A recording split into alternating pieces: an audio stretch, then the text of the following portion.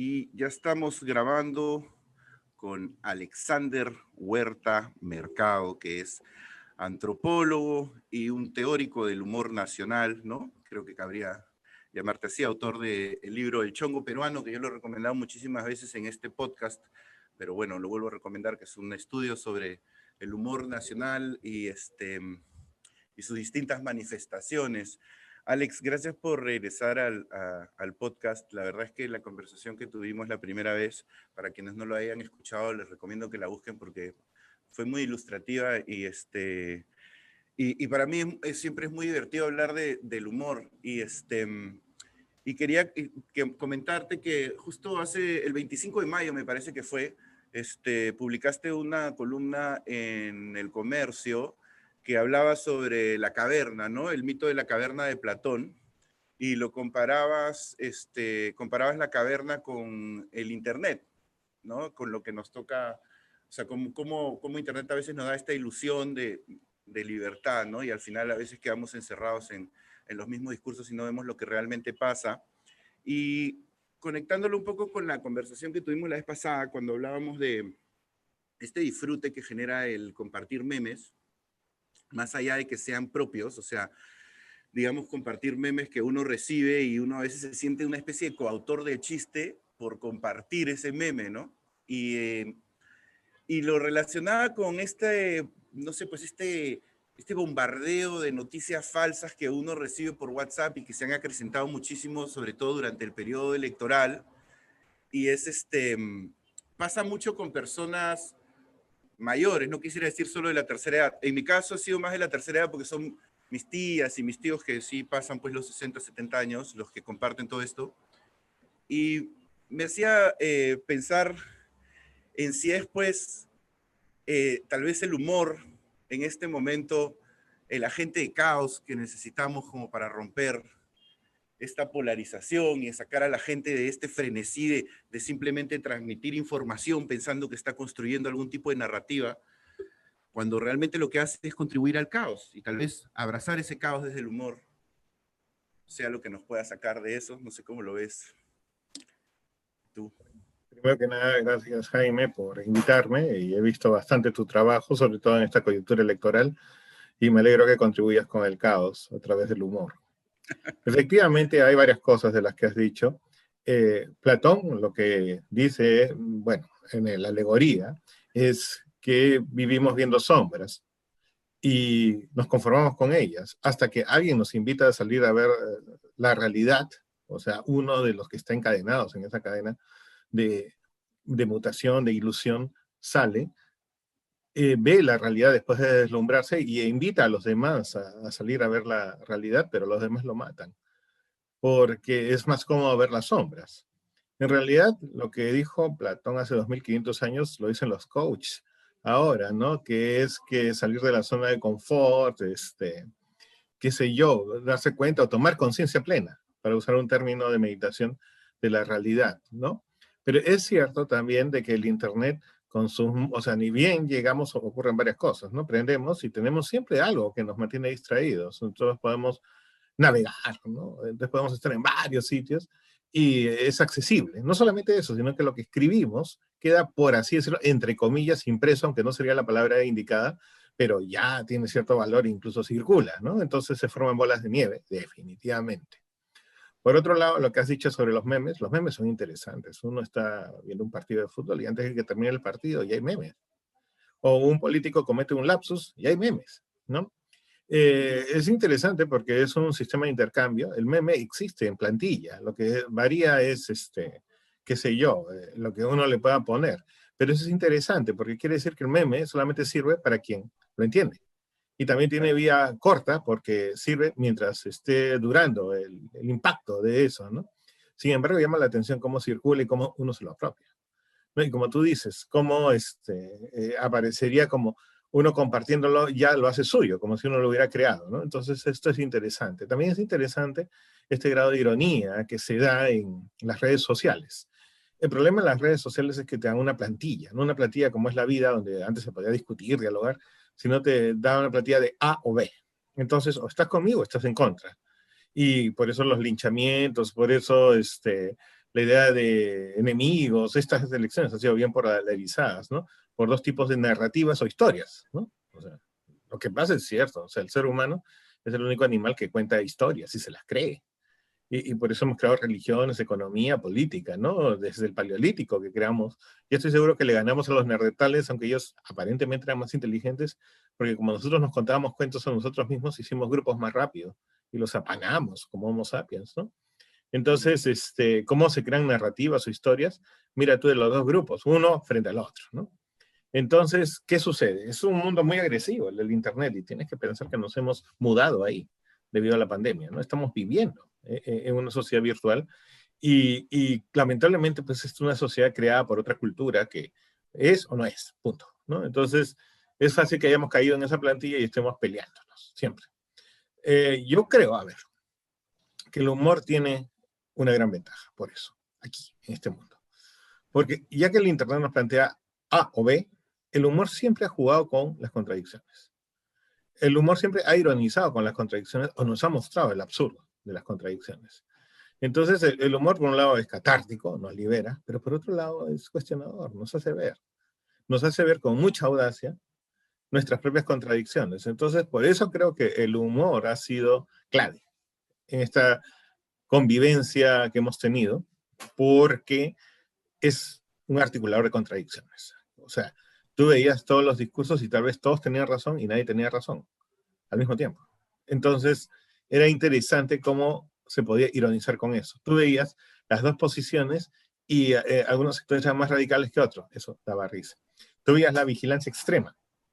Eso también podía ironizarse. Entonces, el humor tiene esa forma de ponernos en HD o en radiografía una serie de cosas que en lenguaje normal no se podría, ¿no? Entonces, yo creo que ese ha sido el valor que ha tenido el chiste, ¿no? Ahora, por otro lado, o sea, hay que ver también cómo el humor tiene una cosa, sobre todo en Perú, ¿no? O sea, lo que Bergson dice, el humor hace eco, o sea, nos reímos todos juntos, o sea, y eso es bueno, nos genera grupo de reidores frente al chiste. Pero también nos genera grupo de bullies, o sea, por ejemplo, nos reímos de alguien, ¿no? Entonces, eso sí es peligroso, porque eso es el patio escolar típico peruano. Ese es macheteo, los apodos de Melcoche, etc. Pero si nosotros logramos circular el humor donde todos participen rotativamente, que es lo que se hace pues en varias comunidades tú ves que todos se chonguean un montón y nadie se pica, porque el que pica, se pica pierde, pero no tanto por eso, no, porque ya le va a tocar chonguear, o sea que si sea democrático y circula, bacán. Entonces, y eso nos acerca más. Entonces, yo creo que el humor, por un lado, articula contradicciones, por otro lado, nos genera comunidad, que siempre cuidando de que no seamos unos buleros así fuertes, ¿no? Que es algo típico.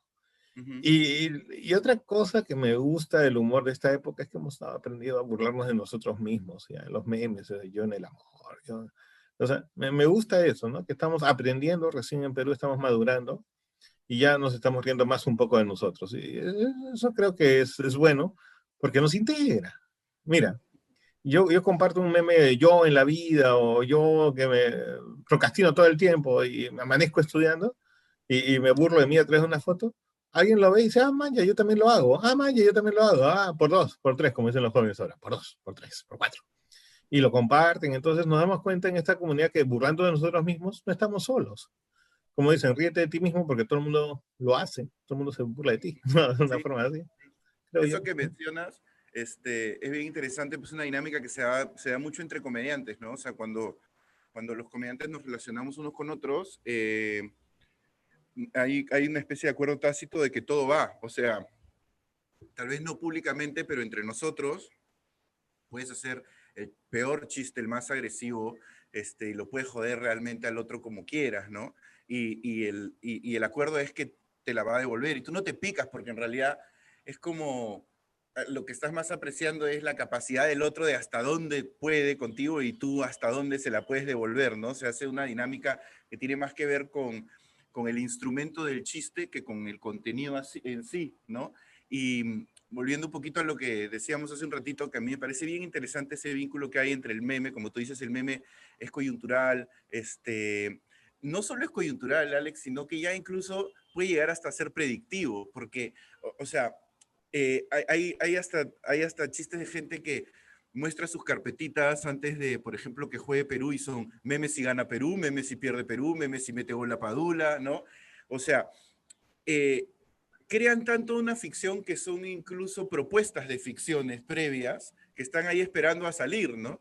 Y, y lo que me hace gracia del factor de identificación del meme, ¿no? Y cómo lo relaciono ahora también con lo de la fake news, es eso, ¿no? Que tú ves un chiste y dices, ah, ese soy yo también, ¿no? Por dos, por tres, ¿no? Esa persona soy yo.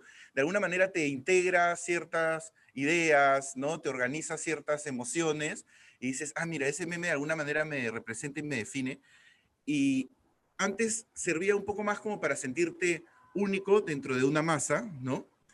Pero siento que ahora ese mismo lenguaje ha llegado a otras generaciones, sobre todo a través de WhatsApp, porque WhatsApp, que es bien gracioso para mí cuando la gente se refiere a WhatsApp como una red social, yo siempre lo había concebido más como simplemente un medio de comunicación, ¿no? Pero para muchas personas, sobre todo mayores, es una red social porque es una red social bien básica, ¿no? Tengo grupo de amigos, escribo, recibo, y no está muy complicada, no tiene como, digamos, casi todas las sofisticaciones que tiene Instagram o Facebook o lo que fuera. Y lo que noto ahí es que así como se comparte el meme, lo que se comparte es no solamente estas noticias falsas, sino estas noticias falsas que me representan a mí y a mi grupo. O sea, ahí sí hay como un intento de pertenecer, siento, o sea, como de colectivizarse. He encontrado por primera vez, tipo, claro, personas, no sé, pues mayores de 65 años, que jamás se han colectivizado bajo ninguna causa, pero hoy en día con el discurso, por ejemplo, del falso fraude, están integrados, ¿no? O sea, comparten una cosa, mira esto que salió el presidente Jurado Nacional de Elecciones, mira esto, ¿no? O mira lo que dice esta persona en Cuba o en España sobre Cuba, ¿no? Porque al final ya todo es lo mismo, ¿no? Entonces, hay, así como tal vez estos memes nos están enseñando a burlarnos de nosotros mismos y a integrarnos en una identidad un tanto más colectiva, siento que tiene como esta contraparte, ¿no? De que son una especie de memes de noticias, no son memes de humor, pero son memes de noticias porque también son formatos que van intercambiando simplemente prejuicios y van conteniendo una información que agrupa también a estas personas, ¿no? Es como que, de alguna manera, siento que a veces el Internet nos pastorea, de alguna forma, ¿no? Claro, hay Sí, un meme, hay memes sí, sobre eso, ¿no? Que sí, es pues, que ¿no? la gente tenía miedo a vacunarse porque te acuerdas que esta fake news bien interesante de que nos iban a instalar un chip y que nos Ajá, iban a vigilar y iban a determinar dónde íbamos, qué nos gustábamos. Y un meme decía, hace tiempo que lo tenemos, que es el celular. claro, y además has pagado un montón de plata por eso, no Claro, solamente, entonces, claro, claro. esos miedos, pero, o sea, lo que pasa, Germán, me parece de que siempre va a haber una suerte de necesidad humana por pertenecer al grupo. Somos seres gregarios, eso es lo primero, ¿no? O sea, somos animal de manada, ¿no? Como dice Aristóteles, bien gracioso, ¿no? Casi comenzando el libro Política, dice, ¿no? Quien no puede vivir en sociedad, quien dice que no necesita vivir en sociedad, o es Dios o es bestia. ¿Ya? O sea, así de siempre, parecía de chiste de Melcochite, aparte. Pero, ¿qué sucede? Tienes que pensar que antes habían otros tipos de agrupaciones. Antes había partidarismo político y los jóvenes hacían política realmente y marchaban. O había barras de fútbol presenciales. O había club de fans. O había, bueno, exalumnos de, ¿no? O sea, siempre ha habido una forma de. Lo que pasa es que ahora estamos encerrados y ya desde antes incluso ya se estaban formando otro tipo de grupos, ¿no? Que son los grupos virtuales, ¿no? Entonces, pero esos grupos no hacen sino responder a esta necesidad humana de pertenecer y de formar parte de un grupo y de, o sea, la tranquilidad que el grupo y la protección que el grupo te puede dar.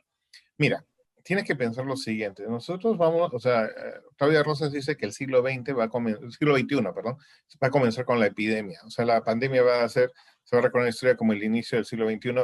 Y razón no le falta, porque es una cosa sin precedentes, ¿no? Entonces hemos estado encerrados y con mucha, tienes que pensar que con mucha incertidumbre, que es una de las cosas peores que tiene que el ser humano siente, ¿no? Entonces inventamos espontáneamente rituales, ¿no? A las 8 de la noche cantábamos Contigo Perú. Inventamos espontáneamente ritos familiares de ver, por ejemplo, cuando Vizcarra se presentaba, ¿no? inventamos tradiciones, etcétera. Entonces el Internet simplemente ayuda a la reinvención de esas tradiciones y una de esas reinvenciones es la generación de grupos, ¿no? Y también, a ver, lo que creo que así como el chiste drena, también creo yo, pero esto es difícil de demostrar, que los seres humanos necesitamos emoción, necesitamos azar, necesitamos tirar los dados, necesitamos sentir emociones, una conexión emocional. El fake news te da conexión emocional. Compartes el miedo, compartes la cólera, ¿entiendes? Es como ver una telenovela, donde tú ves que el villano gana la mayor parte del tiempo, compartes la cólera. Ves que se comete una injusticia contra la protagonista, compartes esa cólera. Entonces creo que se forman comunidades emocionales, comunidades de emociones. Ese es el punto. No solamente de risa. ¿Quién te dijo que yo era risa, nunca llanto, como dice la canción? Sino también de cóleras, comunidades de cóleras que generan eso, ¿no? Y caray, que se han funcionado un montón, ¿no? Felizmente que no estallan todavía, pero podrían estallar, ¿no? Mira, en noviembre hubo una marcha que acabó con el gobierno transitorio de Merino. En realidad fue TikTok. En realidad fueron las redes. En realidad fueron los grupos, las tribus urbanas que ya existían, como las barras, los otakus, etcétera. Y todo se hizo rápido. Antes se tenía que hacer toda una organización bastante matemática, en marchas y con grupos políticos. Ahora no, ¿no? Entonces, las redes sí están ofreciendo eso. ¿Cuál es la característica que yo veo? Que cada vez los mensajes tienen que ser más cortos. Es decir, ya tienes con Instagram o ya tienes con Twitter que tienes que bajar el número de palabras. Y más gráficos y más efímeros. Es decir, TikTok o Instagram, etcétera, te dan minutos nomás para que muestres imágenes, ¿no? Entonces la tendencia ahora es más sensual, más de visión, de imágenes y de textos muy cortos, muy, pero muy cortos, donde tienes que aglutinar incluso toda una ideología en un TikTok, ¿no? ¿Por qué? Porque A, nuestra capacidad de concentración ha caído a niveles estrepitosos y B, porque somos más visuales ahora, como lo éramos en el Paleolítico. O sea, volvemos a eso, ¿no? Y C, sí somos más chongueros, sí creo eso. ¿Por qué? Porque es una forma de crítica. Y es la forma más rápida que tenemos de crítica. ¿Entiendes? Más que un texto largo, una caricatura de Carlin. Más que un texto largo, un espacio de un youtuber o un tiktoker que te muestra cosas rápidas. Y el humor resume muchas cosas. El humor fácil te resume. La posición A dice ta cosa. La posición B dice ta cosa. A veces un comentario humorístico, irónico, y ya cambia todo eso. Mira, yo empecé hace como, más o menos como en noviembre, ¿ya? A, a subir o sea, yo hago en Instagram, respondo preguntas que la gente me manda y las respondo en el código de una especie de influencer pituco bien sanisidrino, bien desconectado de la realidad y que se mueve en el código de un nivel de discriminación bien absurdo y de paranoias, ¿no? De pituco. Y dada la coyuntura electoral, pues daba como para explotar bastante eso. Y entonces yo lo que hago es que la gente me haga preguntas y yo respondo. Entonces he encontrado la forma de hacer chistes, porque esos videos duran 15 segundos, ¿no? Entonces he encontrado la forma de que la gente me ponga el setup del chiste y yo solamente uso los 15 segundos en responder, que es una especie de punchline, ¿no? Entonces, y eso ha sido lo que ha hecho que mucha gente empiece a consumir mi humor y pues mis redes se hayan multiplicado muchísimo. Pero es interesante porque yo tengo gente que me sigue y que se ríe de los chistes, que viene de ambos lados del espectro político, incluso hoy en estos tiempos de polarización. Y hubo un chiste en particular que hice que, que creo que representa con mucha claridad un poco lo que mencionas, porque, o sea, cuando hubo los truenos, ¿no? Hace como un mes o algo así, alguien me preguntó en esta dinámica, alguien me puso una pregunta que decía, ¿te asustaste con los truenos o para ti normal nomás, ¿no? ¿O se asustaron con los truenos en San Isidro o para ti normal nomás? Algo así. Y yo respondí, y lo que yo le respondí era, al comienzo, cuando los escuché, me pareció normalazo, porque dije, bueno, como en Miami, donde he ido cientos de miles de veces, pero luego pensé, ¿y si es el estruendoso galopar comunista de los caballos chotanos que vienen por mi privilegio? Y digo, ahí me abracé a mi constitución del 93, y ahí se termina el video. Se corta, porque son solo 15 segundos. Entonces no tiene ni que terminar. Pero lo gracioso de eso es que ha sido un chiste que ha sido abrazado y celebrado e incluso repetido por personas que están a ambos lados del espectro, o sea, quienes apoyan, digamos, quienes tienen una posición más de centro como yo, que no voté por ninguno de los dos candidatos, se ríen un poco de la paranoia que represento. Quienes están a favor de Castillo se ríen de que los caballos chotanos vienen a quitarte tu privilegio, y quienes no, y quienes están a favor del fujimorismo se ríen porque de alguna manera ven esa paranoia también pues exagerada, y me hablan de los caballos chotanos, y cuando hubo el otro, el supertemblor, otra vez también me escribían, son los caballos chotanos que vienen por nuestro privilegio. Y me pareció interesante porque es como que, o sea, ha sido durante el comienzo de todo este periodo electoral, es como que la gente me emplazaba mucho a tomar posición, ¿me entiendes? Y yo le decía, el humorista en una situación de polarización tan fuerte, donde además las dos tendencias son tan negativas, no puede tomar una posición favorable a nadie. Tenemos que representar esa anarquía, ¿no? O sea, tenemos que representar lo que se siente, no lo que tú quieres que sintamos, ¿no? Porque hay gente que te dice, no, deja de hacer chistes durante esta época, por favor, es un momento complicado, o, claro, eres rojo, o sea, porque por ese mismo chiste me han acusado de ser rojo y me han acusado de ser facho, ¿no? Lo cual yo creo que significa que el chiste ha funcionado bien. Pero me sorprende cómo cuando a veces llegas a integrar una serie de elementos, ya la persona deja un poco de lado la narrativa porque se pierde, porque ya no entiende, ya no sabe exactamente a cuál de las dos narrativas está sumando esto, ¿no? Entonces simplemente se entrega a sus emociones y se ríe, ¿no?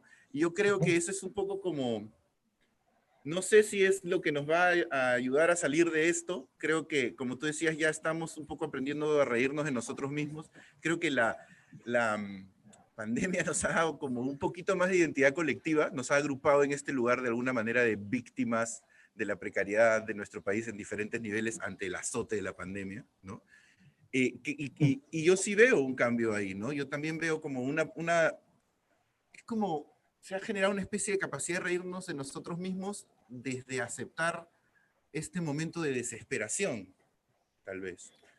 Pero, ¿no crees tú que los caballos chotanos también tú estás haciendo una autoparodia o se podía observar como autoparodia, lo cual lo hacía más cercano? Mira, es exactamente lo que yo pensé cuando escuché los truenos, no es broma. Cuando yo escuché los truenos, estaba durmiendo y lo que me pasó fue, oí los truenos y dije, bueno, son truenos, ¿no? No es la primera vez que los oigo, pero estaba dormido. Entonces, 2 segundos después, como que tomé un poco de conciencia y dije, pero estamos en Lima, o sea, son truenos en Lima, esto es algo especial. Y inmediatamente por la tensión de la coyuntura electoral, mi mente a los pocos segundos, cada vez después de despertarme, iba un poco a la coyuntura electoral y después, y lo que pensé es el comunismo, es el comunismo que viene a todo galope, ¿no? O sea, era evidentemente una metáfora, ¿no? Pero sí fue lo que pensé, o sea, el chiste partía de una verdad, ¿no? Entonces sí, pues ya luego lo grabé y sí me estoy parodiando a mí mismo, ¿no? No es que yo esté realmente asustado porque pienso que viene el comunismo a quitarme mi privilegio, pero sí es una paranoia que está presente y es una posibilidad y pues hay que abrazarla, ¿no?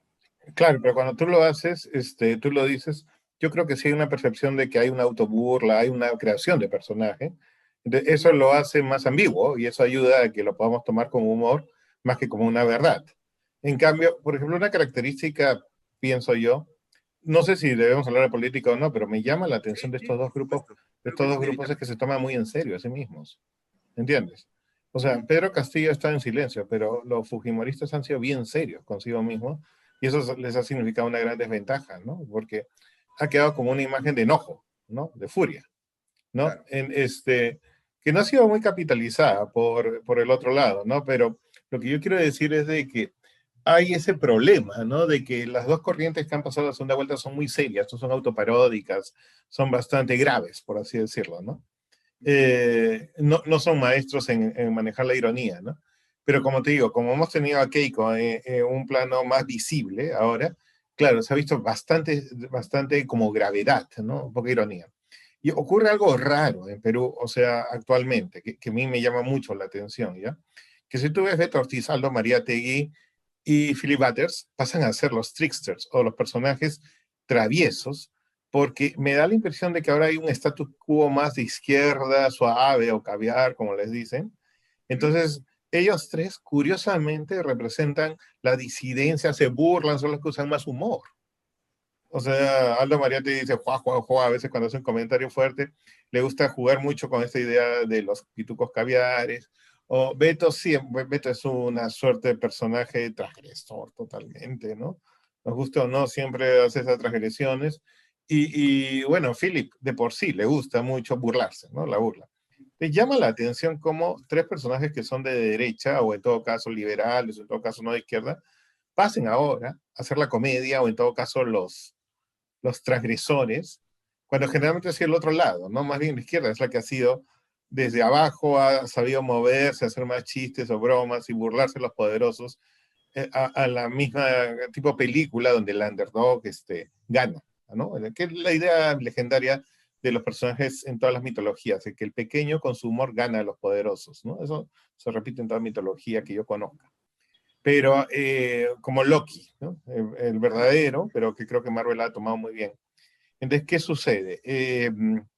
Que a mí me llama la atención eso, de que la política peruana ahora tiene más bien en estos periodistas que son criticados, odiados, denostados, etcétera, también esta corriente de traviesos, de cierto poder que da la travesura, ¿no? ¿Y qué pasa? Con eso ellos pueden escribir lo que quieran, muchas cosas muy fuertes, muy graves, arbitrariamente, etcétera, pero hay un tamiz de humor que están usando en ese momento. En el otro lado tienes a Carlín en la caricatura, tienes a los grandes caricaturistas que son más de izquierda, que también grafican muy bien la cosa, ¿no? Entonces, lo que yo creo es de que el humor sí es un punto importantísimo ahora en esta coyuntura. ¿Por qué? Porque como todo está borroso, la verdad, todo está borroso, todo es un absurdo, tienes que pensar que vamos a llegar al bicentenario sin un presidente nombrado, y hasta hace poco no estábamos muy seguros si íbamos a terminar la pandemia, ni siquiera lo estamos seguros ahora. El humor ponía cada cosa en su lugar haciendo lo contrario, ¿entiendes? Al momento de invertir algo, ponerlo de cabeza, pues te ríes, pero al mismo tiempo dices, ajá, ¿no? O sea, ajá, el humor te da el criterio ajá, ¿no? Entonces, es interesante cómo los caballos chotanos, curioso, ¿no? Antes eran los caballos de los conquistadores, según curiosamente, Santos Chocanos, no chotanos, sino la idea, o sea, los caballeros conquistadores y ahora los caballeros chotanos, dicho por tu personaje, hace ver algunas cosas, hace ver A, el miedo, y B, la percepción que tienen los de San Isidro al mismo tiempo. Entonces, lo agarra cualquiera de los dos grupos y se aclara, está perfecto. Y se suma Te das también, cuenta cómo en un mensaje de 15 segundos puedes percibir una serie de cosas que no percibirías en un texto larguísimo, ¿no? sí, y se suma también no solamente el miedo, sino el carácter celebratorio con el que muchos están tomando ese estruendoso galopar de los caballos chotanos, ¿no? Porque además, o sea, a ver, hay gente, o sea, así como hay mucha gente que cree que se viene el comunismo y encarna esa paranoia, hay mucha gente que también cree que se viene una especie de cambio radical que va a reivindicar al Perú, y que va a poner la justicia social, o sea, hay una paranoia y un idealismo del otro lado, ¿no? También. Sí, Y pero en los dos casos caminamos sobre gelatina. sí, obvio, O, o evidentemente. sea, entonces, ¿qué sucede? No sabemos. Como no hemos sabido estos 2 años qué va a ser de la pandemia. Entonces, como te digo, lo que hace el humor es ponerte, parece mentira, ¿ya? Pero siendo contradictorio, siendo ambiguo, siendo a veces de significado abierto, lo que te pones en blanco y negro, las cosas, pero en blanco y negro para que tú mismo las articules como tú quieras agarrarlo. Lo de los caballos chotanos está excelente. Yo lo leo como quiero leerlo. Y ese es el punto. Claro. ¿Entiendes? Ese es el punto. Y Entonces, mira, yo. es que quería comentar eso que decías de lo de Philip Butters y lo de Aldo Mariette, me parece bien interesante, porque, mira, la conversación anterior que tuvimos, yo te mencionaba, porque tú hablabas siempre pues del humorista como este que desafía al rey, ¿no? El único que es capaz de reírse del rey, ¿no? En su figura, su representación antigua, ¿no? Entonces, yo te decía como, yo siento que yo sentía en ese momento, todavía lo siento relativamente, pero digamos que en ese momento lo que te decía era que era interesante porque en el pensamiento hegemónico, o sea, en la cultura actual, el pensamiento hegemónico es ese, reivindicativo, más tirado hacia la izquierda, de derechos civiles, o sea, en donde tú, por ejemplo, ser homofóbico, ser misógino, cualquiera de ese tipo de cosas, o ser un conservador está mal visto ya, ¿no? O sea, no es algo que haya cambiado en el mundo, pero en el relato cultural lo dominante, como tú decías, son más posiciones tiradas hacia, tal vez hacia la izquierda, ¿no? O sea, lo que se le conoce como lo políticamente correcto.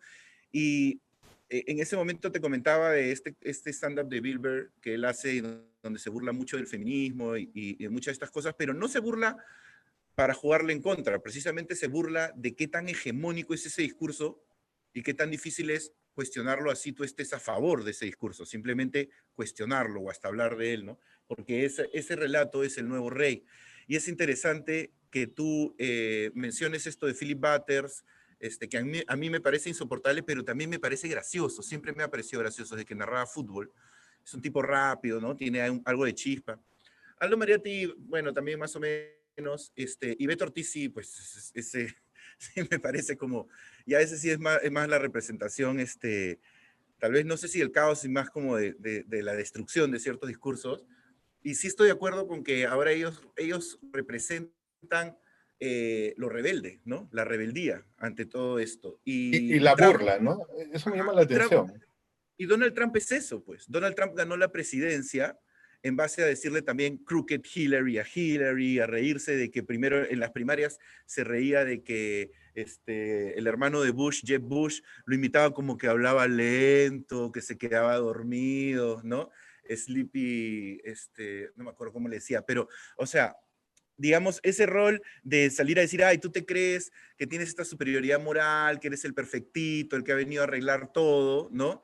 Mira cómo yo me burlo de ti, además desde la sorna, ¿no? Ni siquiera es una burla que tiene que ver con una construcción que cuestiona, simplemente es medio como destructiva, ¿no? Y yo creo que eso también ha tenido un reflejo en que muchos chicos hoy en día, hombres sobre todo, de alrededor de 20, 22, 23, hasta 25 años, eh, o sea, crecen en estos entornos y su única manera de rebelarse es como volverse un poco fachos.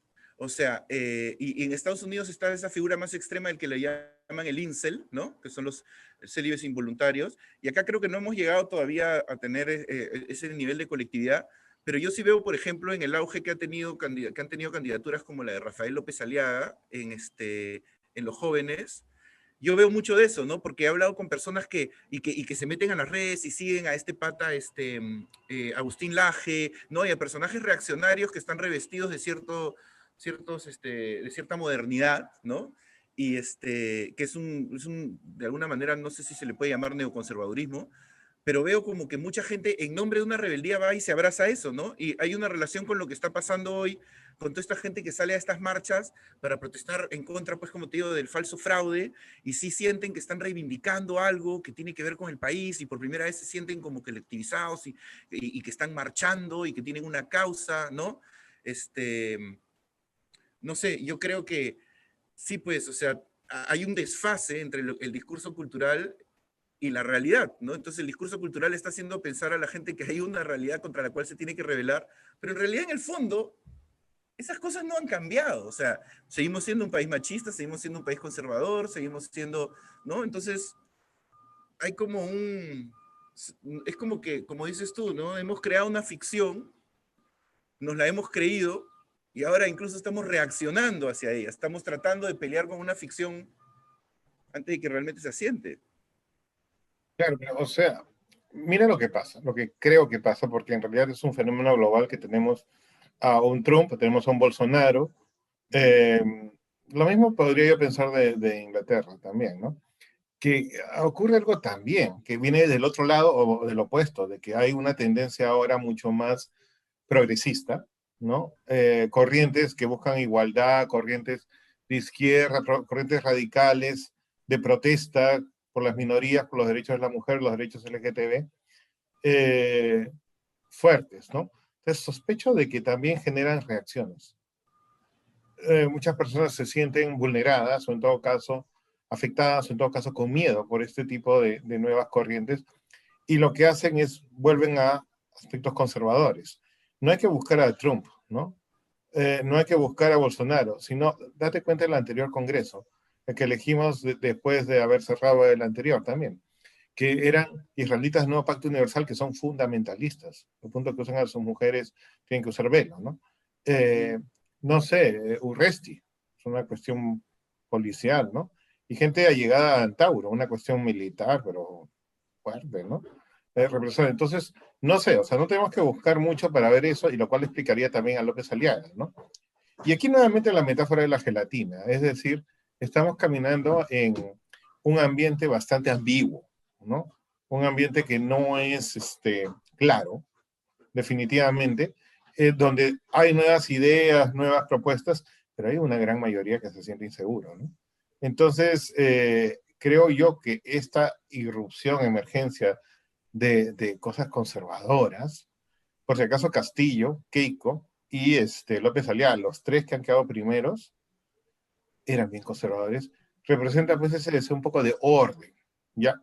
Yo creo que desde el Fujimorato de los 90 hay esta tendencia en gran parte de la población que puede sacrificar democracia en pro de orden, ¿no? Debido a la crisis, debido a las situaciones. Y me da la impresión de que en términos mundiales esto se reproduce. O sea, la posmodernidad, como se llama, con sus nuevas ideologías, amenaza el status quo, no solo de los poderosos, sino de mucha gente de a pie que se siente amenazada por la nueva ambigüedad. Entonces busca orden y elige pues a estos patas que a veces son impresentables, que son matonescos, ¿no? Entonces ese es el punto que te puedo decir, ¿no? López Aliaga es bien interesante porque él sí se burlaba también, ¿sí o no? Se burlaba, Claro. entonces se puso en una posición de burla frente a los caviares, los progresistas, los de estos, y eso es lo que le da cierto éxito, ¿no? O sea, la idea de este ente que más bien, curiosamente, es recontra conservador, pero se barre toda idea progresista de cambio, y habría que preguntarse más bien eso, ¿no? O sea, si las ideas progresistas de cambio han fallado un poco en poder establecerse, porque se han visto muy impositivas y han dado miedo a las personas que, por lo tanto, prefieren elegir a estos bulldozers de orden en vez de democracia. Claro, yo creo que también hay un rollo ahí interesante, que es que, claro, ante las situaciones pues, de emergencia, la gente trata de ir a lo seguro, ¿no? A lo que considera de alguna manera sólido, consistente, ¿no? Creo que Ah, las propuestas de este tipo de personajes que mencionamos son rápidas, cortas, y es como dicen, oye, ¿sabes qué? Yo a patadas arreglo esto, ¿no? Rapidito lo soluciono. El 28 de julio voto. Cambio la constitución en el caso de Castillo, mano Exacto. dura, en el caso de Keiko, mano dura, dictadura, no me creo que mano dura, Sí, y en sí, el caso sí. de López Aliaga, cualquier cosa que decir. Sí, ¿no? O sea, el 28 de julio tenía una lista de cosas que iba a hacer López Aliaga, que el primer día votó a Odebrecht, como a Estados Unidos, una serie de actividades ya planeadas que el primer día iba a hacer, ¿no? Y entiendo que la gente va hacia eso porque supongo que en situaciones extremas como estas, lo que menos toleramos es la incertidumbre, ¿no? Y claro, las posiciones más complejas incorporan la incertidumbre, esa ambigüedad como la que tú dices que ataca al hombre común hoy en día, y ante pues la presencia de tanta muerte y tanta crisis, pues ya, ¿sabes qué? La democracia, la libertad, ese tipo de cosas, pues pueden esperar un poquito, ¿no? Primero necesitamos solucionar cosas más primarias. Yo entiendo que por eso como que de alguna manera corren hacia eso. Y siento que, así como dices, el humor lo que presenta es el blanco-negro, en realidad presenta el blanco y el negro, ¿no? O sea, Ya, porque, los cuadritos. claro, porque lo que yo te presento es, mira, acá están las dos cosas, esto es, ¿no? Y creo que tal vez funciona más que esas posiciones progresistas, porque esas posiciones progresistas son colectivas y las emociones viscerales primero son individuales, ¿no? O sea, tú primero, la desesperación primero es de uno y después tú te puedes ir y unir con otros desesperados, pero no, pero lo que te une es, o sea, es más el enemigo, ¿no? Hacia lo que reaccionas, no tanto lo que buscas en común. Creo que por eso este tipo de posiciones como las de Trump o incluso las de López Aliaga funcionan, porque López Aliaga no viene y te dice yo soy esto o lo otro, lo que te dice, esos caviares lo vamos a sacar a patadas. Entonces el pata dice, yo odio a los caviares, ese también odia a los caviares, no me importa si él y yo somos iguales, pero tenemos este objetivo común, ¿no? Entonces es como fácil, creo, encender esa, esa chispa para estos Y personajes. lo Lo gracioso es progresista es por más todos lados. complejo. Pero te das Sí, cuenta que incluso la izquierda, o ajá, sea, Verónica plantea una izquierda progresista con derechos LGTB, derechos de la mujer, etcétera. No hay tiempo para eso. Pedro Castillo está con los pobres que no comemos. Entonces, es más radical, aunque no haya mucha claridad en su programa, pero se ve más radical. Entonces, ¿qué sucede? Estos absolutos son los que dan ujú, seguridad. Pero ojo, claro, ojo, aquí tenemos que también decir una cosa seria, ¿no? Que somos una sociedad bastante patriarcal, ¿no? De la idea del papá, de la familia, una sociedad postcolonial que siempre ha habido un líder, ya sea extranjero, español o en general, que ha marcado todo de una manera brutal. Entonces sí tenemos una herencia social donde sí se busca este papá, ¿no? Omnipotente, que es al mismo tiempo policía de tránsito, ¿no? Que te ordena todo. A veces creo, Jaime, te creo que hasta la imagen que tenemos del Dios cristiano peruano, ¿no? A la peruana, colonial ha sido esa, ¿no? De un papá que castiga, ¿no? Si no nos portamos bien. claro. O sea, te digo que esta idea de el orden, la necesidad del ordenador del mundo, del héroe cultural, si quieres, si hablamos en términos antropológicos, nos ha llevado incluso a tener imágenes de dioses castigador, un dios castigador, etcétera, ¿no? Entonces, es eso. Curiosamente, el humor se ha enfrentado a eso, ¿no? O sea, Sofocleto, ¿te acuerdas? Hay una frase, ¿cómo es? ¿Cómo se llama? El Perú es una pesadilla. Pronto despertaremos y descubriremos que éramos suizos. ¿Ya? O sea, esa autoburla que generalmente le generaba pues que lo deportaran, que lo metieran preso, etcétera. Pero, o sea, el humorista siempre ha estado ahí para Sí, sí, mostrar que las cosas no son lo que parecen en ese aparente orden que los dictadores han puesto, ujú, ¿entiendes? Por sí, eso y pues creo los han que, perseguido. y creo también, Alex, que en ese golpe de timón del que hablabas hace un ratito de cómo ha virado y estos personajes, los tricksters de ahora son, ¿no? Philip Butters y ellos. Es O loco sea, eso, ¿eh? es loco, sí, pero también creo que eso es la tele. Porque, ¿qué pasa? Que ya el lugar donde, o sea, mira, durante la pandemia hay muchos comediantes que han empezado a hacer mucho contenido por internet. Sí. Hemos conversado sobre lo de Grillo, hemos conversado sobre, bueno, hay un montón más, está Toby, está el Kakash, el Brian Steven, hay un montón de gente que está haciendo un montón de cosas por internet. Y lo que se representa ahí, a mí el Kakash me dijo una cosa que me gustó mucho una vez que estábamos hablando de política y me dijo, yo soy de centro radical, me decía, ¿no? Lo decía de broma. Y a mí me encanta eso porque, claro, suena contradictorio, pero en estos tiempos no lo es. O sea, porque realmente posicionarse en el centro, en una situación tan polarizada, es una posición bastante radical. Y creo que muchos de los comediantes en el lenguaje de Internet están en ese lugar. O sea, la tele ha virado del discurso reivindicativo al discurso pasivo, digamos, esta cosa tibia, tipo Mávila Huertas, este tipo de personajes. Pero ¿no te parece que ver cómo fallan, cómo ponen a tal persona, al hijo de tal persona, cómo se comportan, eso ya también es, aparece siempre como meme, aparece, ¿entiendes? Sí, en Claro, Twitter, claro, porque es burla, agónico, porque ya nadie se ya es siente agónico, reflejado ahí. digamos que O tiene sea, una nueva vida en la burla, ajá, ya, es la es vida lo que que le veo. queda, es la vida que le Claro. queda. Pero, Jaime, ¿tú crees que los youtubers que tienen poder, sí, en realidad, o sea, lo que pasa es que tienen seguidores, pero forman compartimientos? No sé si articulan grandes grupos, o sea, entiendes, tienen seguidores y tienen mucha importancia, pero todavía no veo que tengan realmente la categoría de influencers. Está empezando, porque mira, Marcos y Fuentes y La Encerrona están más cerca de los youtubers que de la tele. O Y, tal y vez la, al contrario, no lo sé, porque tiene un formato muy ajá, estricto, y es informativo, básicamente, es prácticamente un noticiero. sí, Independiente, creo que sería pero la tiene, palabra. pero tiene este sistema de que le das plata por internet, tiene Patreons, tiene estas reuniones con la gente. O sea, si tú quieres hacerte un usuario más cercano, lo puedes hacer, ¿no? Tienes como un poco más de acceso y el medio es un tanto más transparente porque no tienes, nunca te vas a enterar pues de que el dueño lo está votando por una cosa u otra, ¿no? Como pasa en los canales. que tú muchas veces sabes que hay intereses detrás. El problema es que no los puedes realmente ver, ¿no?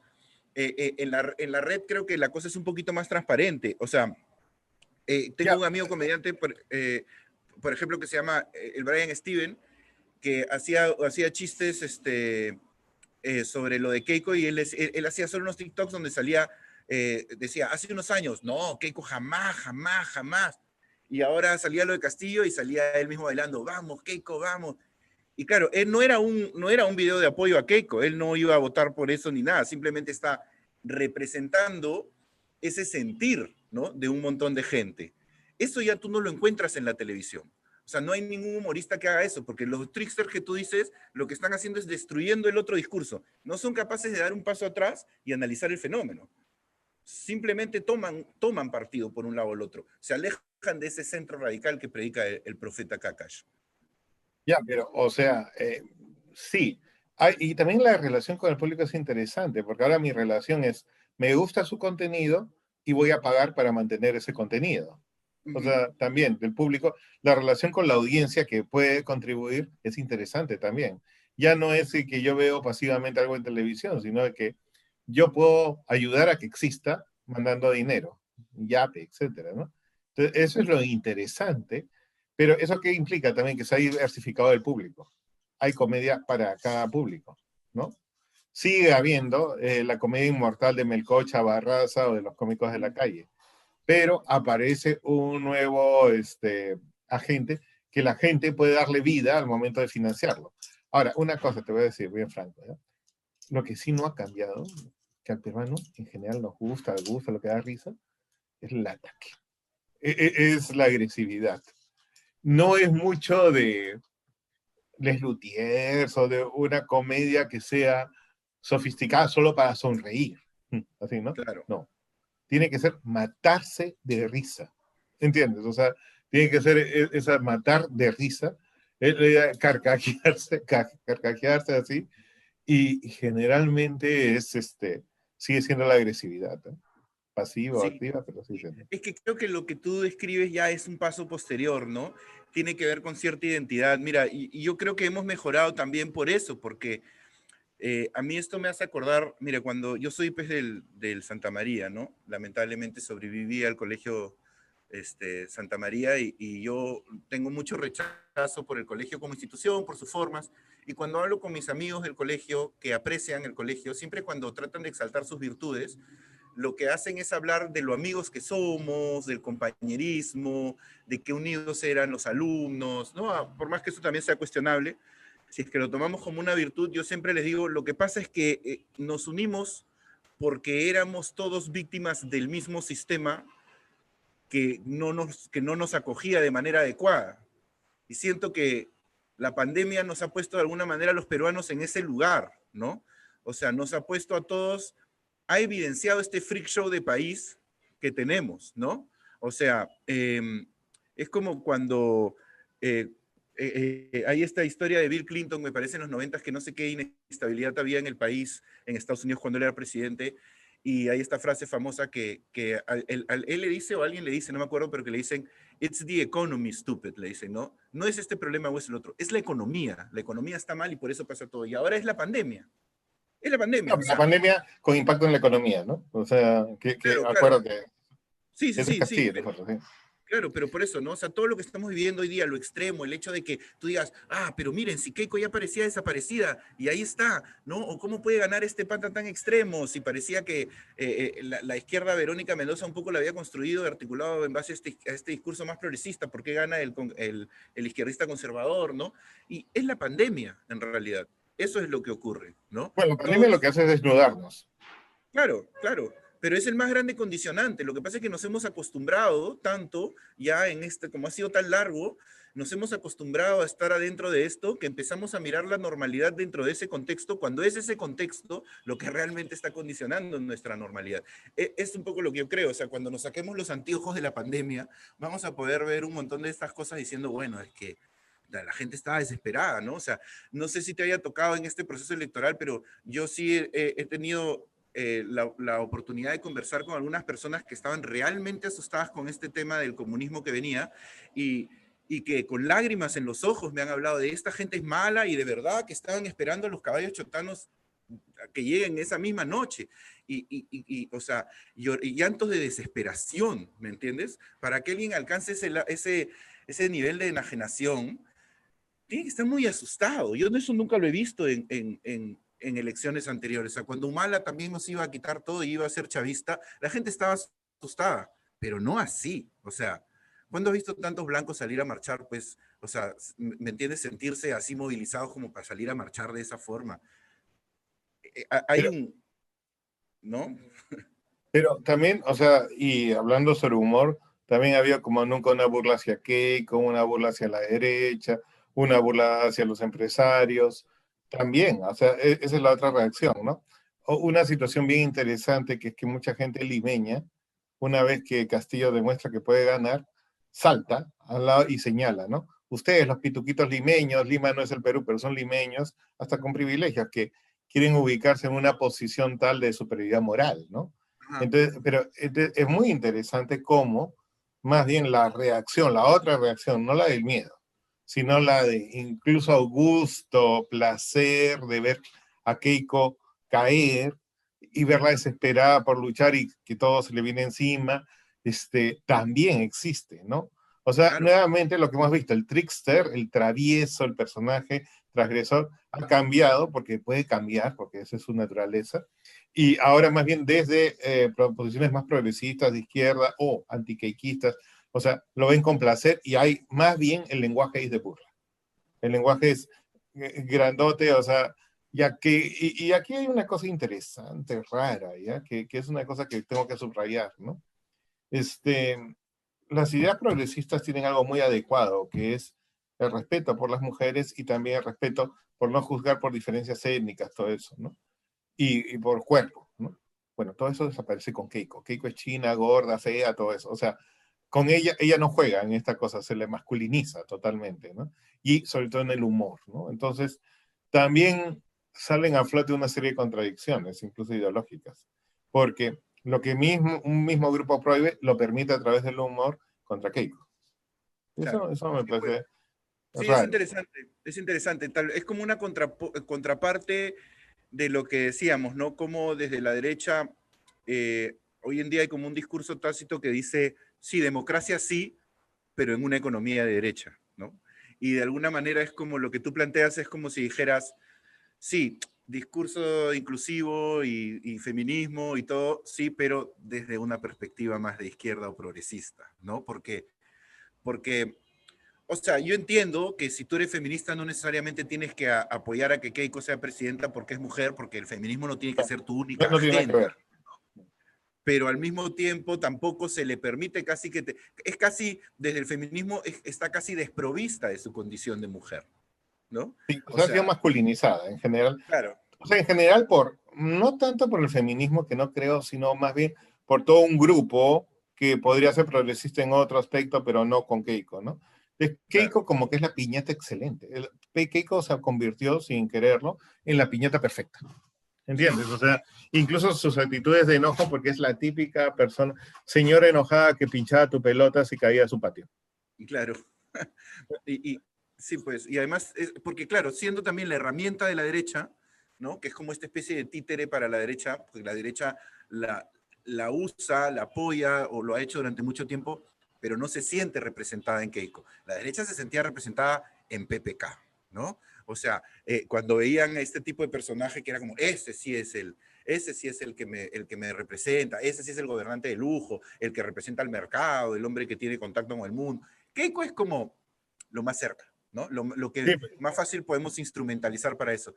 Claro, del otro lado también, al ser ella, pues, esta especie de lienzo, o este títere, claro, tal vez es manipulable, pues, desde ambos lados del espectro, ¿no? El otro lado la usa como punching bag, como dices. bueno, ella era la candidata perfecta para pasar a segunda vuelta, con todos y en teoría no con Castillo. Creo que ya es un poco doloroso, debe ser haber perdido con Castillo, pero todo el mundo en el fondo no se metía mucho con Keiko y por eso ella pudo subir así caleta, porque todo el mundo quería pasar a segunda vuelta con ella, para que todo el antifujimorismo, que es el partido más grande del Perú, se uniera contra ella, ¿no? Y ganase, ¿no? Pero algo salió mal en los cálculos, podríamos decir, ¿no? ¿No te Sí, parece? sí. Pero, Es que ella pensó que a Castillo sí le ganaba, pues. Ella pensó, y bueno, creo que, y no, pues, bueno, ni a él. eso revela el desconocimiento que tenemos todos acerca de lo que Mm, es nuestra patria, pero Keiko se convirtió en una piñata perfecta que incluso da prestigio burlarse de ella, eso es algo interesante, y al sí, mismo tiempo era también la dama con la que uno quería pasar a segunda vuelta, entonces también su rol es bien interesante, ¿no? O sea, sí, articula el humor nacional perfectamente por todos lados, porque es un personaje que, o sea, cataliza las agresividades y medio que se pica, se enoja, y eso, tú sabes cómo es, empeora la situación. En sí, cambio, sí. Castillo es invisible. Y Claro, Castillo burlarse no de él hace sería nada, pues. políticamente incorrecto, ¿entiendes? Claro, claro. No, pero y además como no se manifiesta mucho, solamente tira un par de radicalidades, la gente proyecta sobre él lo que quiere, ¿no? Por eso Sí. es el jinete apocalíptico y al mismo tiempo El Salvador. el Salvador, pues, ¿no? Y una especie de señal de cambio y de esperanza para un montón de gente. Ya veremos, pues, Pero, qué es lo pero ¿en que... qué cosa se articula el racismo, la gordofobia, la antipatía por la derecha, la antipatía por la prepotencia, la antipatía histórica hacia la mafia? O sea, la pobre se volvió un calendario de articulaciones, por eso es perfecta para la Sí, burla. lamentable rol el que su padre la, en el que su padre la puso, ¿no? Desde que la hizo primera dama. O sea, no le quiero quitar responsabilidad porque no era una niña y ha dejado de serlo hace mucho, pero no sé, a veces me hace pensar en que crecer en esos contextos, con esos padres, a algunos destinos pues te somete, ¿no? Cuando veía yo a Federico Dantón firmando su afiliación al APRA sobre el cajón de Alan García, a los 14 años decía mierda, ¿no? O sea, ya que vas, ¿cómo vives pues una vida alejada de eso después, no? Pero es No lo que sé. aquí viene una gran paradoja que funciona mucho en Perú y funciona en el mundo también, ¿no? La burla hacia los poderosos es la forma de poder de los que no tienen poder. Y el Claro. fujimorismo, de todos modos, simbólica o realmente articuló mucho poder. Pero la burla hacia ellos es una forma de empoderamiento de los que no tienen poder, lo cual, creo yo, es una de las funciones del humor también. Sí, es cierto. Bueno, Alex, voy a cortar la grabación aquí. Te agradezco mucho por estar de nuevo y ojalá pues pronto lo volvamos a hacer y ahí nos Es encontremos un honor estar siempre contigo. Gracias, a Jaime. mí me divierte mucho conversar contigo y te agradezco por estar. Voy a cortar ahora sí.